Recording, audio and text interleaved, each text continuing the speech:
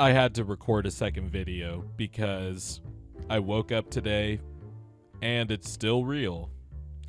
Luka Doncic is a Los Angeles Laker. I just can't believe it, man. You know, I was thinking today, and once I realized that this is the reality we live in,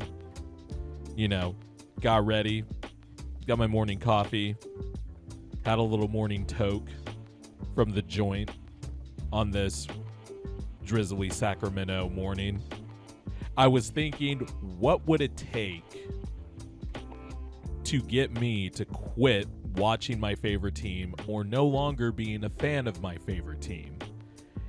And I was thinking, if what happened last night, in addition to just some of the dumbest fucking comments from Mavs general manager Nico Harrison, those two combined together would be enough grounds to make me consider quitting my favorite team. I'm not even a Mavericks fan. As a lot of you who are subscribed to my channel know, I'm not a Mavericks fan. And I feel like I just got punched in the gut. I feel so bad for Mavs fans. I never thought I would see the day where a team would top the Sacramento Kings in terms of making a stupid decision regarding Luka Doncic. And it happened. And once you get past the shock and the fact that a top 3 player, an MVP caliber player, and someone who averaged 28, 8, and 8 for his career, 5 straight time All-NBA, led your team to 2 conference finals and a finals, when you realize once the shock of that type of player moving to arguably one of the most famous sports franchises in all of sports, you look at it in the basic sense of this is just one of the stupidest fucking trades in NBA history from the Mavericks side. And Mavericks fans, I hope you will never let Nico Harrison live this down, because his reasonings behind it, the smear campaign, the immediate smear campaign following the trade and all that stuff, that, of course, was predictable, but I hope you never let him live this down. And I hope you never try to talk yourself into thinking that there was some justifiable reason to trade Luka Doncic, because there is just no fucking way. It doesn't make any fucking sense. Let's start with the fact that you went to the finals with this guy last year. He averaged 33, 8, and 9 basically last year. He was a little bit injured this year and all that, but the guy, again, has made 5 straight first-team All-NBA. At worst, he's a top 3 player in the NBA, an MVP caliber player, and you decide to trade him because of culture reasons and conditioning reasons, which I want to talk about that later too, because I just think that's fucking stupid. But you trade for Anthony Davis, who is going to be 32 years old this season, is often injured, though he has been a little bit healthier the last year and a half, and he also has questions sometimes about his conditioning. You traded away a guy who hasn't even hit his prime yet. If Luka Doncic retired today, he would be a Hall of Famer. Flat out. And you trade him for Anthony Davis, who, I want to be clear, because there seem to be some people now who are trying to, be a hipster and take the other side because the backlash is just so strong. Nobody is saying Anthony Davis is a bad player. Anthony Davis is a top 75 player of all time. He is a first ballot Hall of Famer. We all know his talents. Nobody is fucking saying Anthony Davis is trash. So get out of here with that. That is just how good Luka Doncic is. And at the stage at which these teams are the Mavs basically made a move for a 2 to 3 year window with an off-injured superstar by trading away a 25-year-old superstar who is a top 3 player. And Nico Harrison, the quotes and all that stuff, the press conference I watched this morning or this afternoon, it's just fucking ridiculous, man. You're talking about a 4 to 5 year future or 4 to 5 year short-term future, and then he said at the end, in 10 years, who knows, J-Kid and me might be buried. Well, this trade might bury you guys, and you guys might be out of a job. Why can't you just have your 4 to 5 year window be anchored to Luka Doncic when the team is already perfectly built around him? And that's the other thing that's so confusing to me. If you had conditioning and defensive concerns, the conditioning concerns, I don't give a fuck. Luka can be 500 pounds, dude. The guy is a top 3 player. If Luka had conditioning issues and he's this good already, yes, okay. He needs to figure out maybe the light hasn't gone off in his head. Who cares? Who cares? The guy hoops on the court. The guy's a fucking killer, a playoff killer, someone that can literally elevate a roster of just dudes and make it be a good team. You traded that guy away. You're talking about culture and stuff. Culture comes from winning, and winning is when you have one of the best players in the world. I just don't understand it. And then Nico Harrison also talked about Supermax concerns. What concern is there to paying Luka Doncic? I'm genuinely curious. Also, if you were so concerned about the Supermax stuff, why did you only talk to the Lakers and not have probably what would have been the greatest bidding war in NBA history? Because being concerned about whether or not Luka would have, taken an extension or not in the summer of 2026 or become an unrestricted free agent, that implies that you understood that you had to get something of value for him. So how do you get value for a Luka Doncic if, God forbid, you ever wanted to trade him? You make sure it leaks everywhere, and you make sure all the teams are aware, and you have one giant fucking bidding war. The Spurs could have given you a fuck ton of picks and young players, but you settled for Anthony Davis, who is 32 years old, off injured, and Max Christie, who I like, by the way, really came on for the Lakers this year, and a 2029 Lakers pick that is not going to be a good pick because Luka will still be on the Lakers, and Luka will be, 29 at that point? This trade, from all angles of it, whether you want to try to come up with financial reasons or culture reasons or on-court reasons, whatever it is, this trade makes no fucking sense. If you want to talk about a play for the future, Luka hasn't even hit his prime yet. And you guys figured out ways to build around him to get to a Western Conference Finals in the 2022 playoffs and an NBA Finals last year. The Mavs were able to build top 10 defenses around Luka. Last year, post-All-Star break, the Mavericks were a top 7 defense after they made those trades for Gafford and PJ Washington, etc. You figured it out.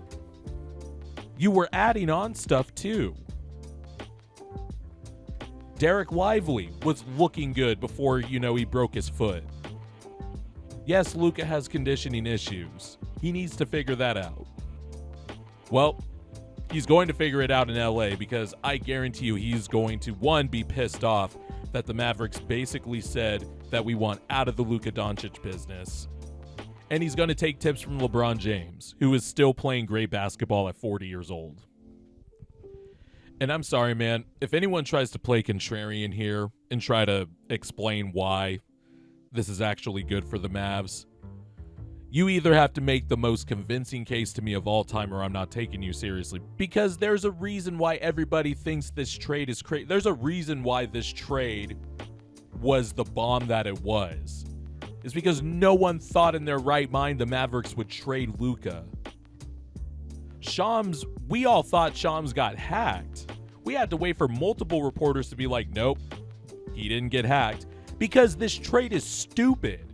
You work all your life in the NBA to try to get, as a fan, or even if you're a part of an organization or whatever, you want to try to get the guy, and you got the guy. And then you trade him after you go to the finals? Like, what?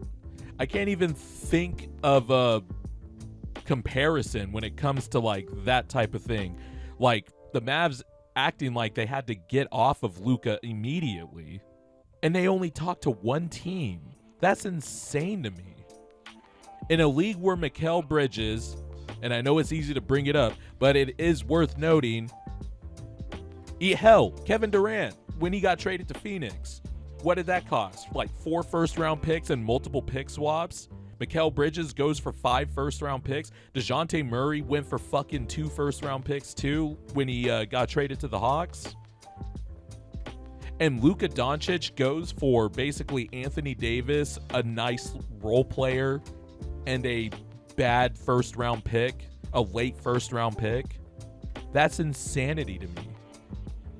So don't even bring up the max contract stuff, because you had no interest of trying to recoup the value if you were truly afraid that Luka was not going to accept the max extension. He didn't even request a trade. All indications straight up have just been Nico Harrison preemptively wanted to get ahead of it. And he said as much in his press conference, and it still makes no fucking sense to me. This is one of the worst trades. This is a fireable trade.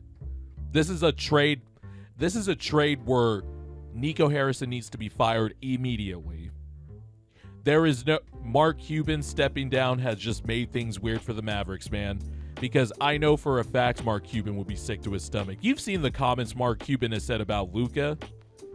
He said he would rather divorce his wife than give up Luka. That's insane. But now with these new owners, man, I don't know. And the thing is, I read somewhere that this new ownership group, they're worth like $30 billion. So I'm just wondering, why are they hesitant to give Luka a supermax if they have the money like that? None of this makes sense, man. And I hope that over the years, Mavs fans don't try to normalize it. I hope they keep this burning rage, because honestly, I'm not even a Mavs fan, and I'm kind of mad at how stupid this trade is. This is just one of the more unnecessary, self-inflicted wounds that I have ever seen. And yes, Anthony Davis, Hall of Famer, all that stuff, good player. The Mavs will probably play some solid basketball this season and all that stuff once everybody gets healthy and shit. But they're not winning shit for the next 2 to 3 years. The Mavericks just fucked up. Like, this is really, truly a stupid trade. And as for the Lakers, man, I mean, what the fuck can we even say about the Lakers? I mean, just when you think, I thought the Russell Westbrook trade was going to be the nail in the coffin that would really make the Lakers bad post-LeBron era, just because the Lakers haven't really had any flexibility for the last, 2 to 3 years, right? And what the fuck do you know?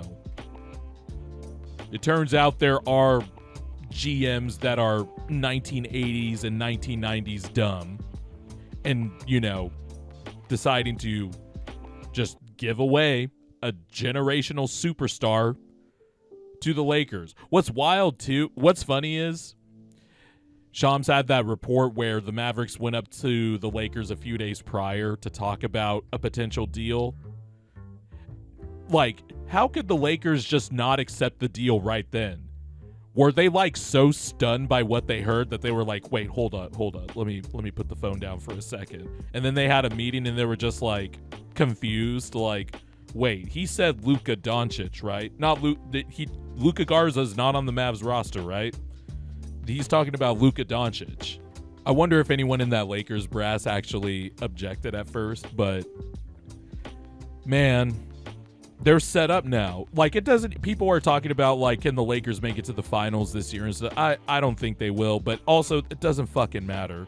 The point is they got a 25-year-old superstar, and they're set up for the next decade to build their team however they want.